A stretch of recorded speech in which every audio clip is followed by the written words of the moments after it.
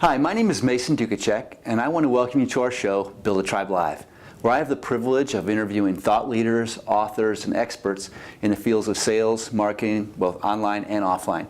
And today's guest is Alan Minster, who is the co-author of the book, Sales Utopia, How to Get the Right People Doing the Right Things Enough Times. He's also been featured in the St. Louis Business Journal and also appeared on the cover of Selling Magazine.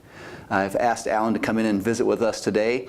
He has provided services to about 850 companies, I guess it is, since 1992, I'm guessing. Yep. And helps them increase their sales revenue. He helps them increase the effectiveness of their marketing campaigns and get control over the sales process. And I basically invited Alan in today to tell us how he does that.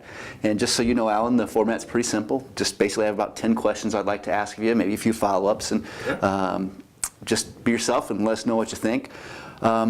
Before we dive into the questions and the meat of the interview, my favorite thing to start off a show is really just to give you a chance to tell us a little bit about yourself and why it is that you do what you do and why you're in the business you're in. Sure. Well, I've been in professional selling for about 35 years, and I found that almost all salespeople struggle with several things. Number one, they get busy doing the business. They don't consistently fill their pipeline with new prospects. They do a horrible job of staying in touch with existing customers. They don't do a great job of cross-marketing. And so customers that are loyal customers that might be buying from you end up buying from competitors, and they say things like, gee, I didn't know you guys did that. The problem is with so many in sales is because it's such a activity-intense job that it's easy to confuse activity with productivity. Sure. And I found that in my professional selling career as well, is that I was bogged down doing details instead of spending my time with people that were qualified and interested. And what my job is now is to help salespeople focus and spend their time on those opportunities that are most likely to end up in sales. And that's what we talk about, sales process engineering, helping them figure out what is the process to engage and to close more business.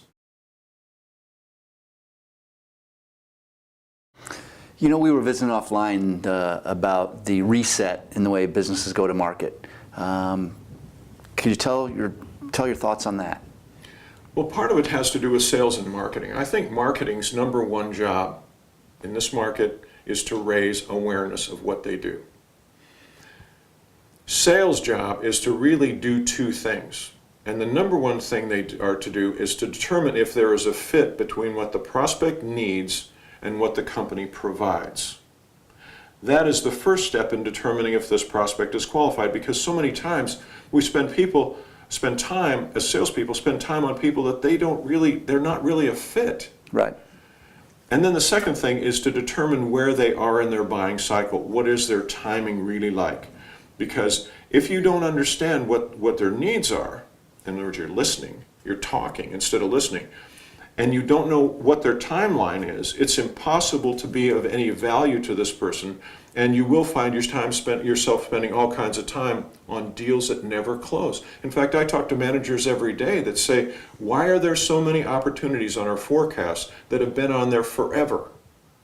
And I will tell them that it's almost always one of two things. Either they are not sales ready, they're talking to the wrong person, and there is no need for what they do.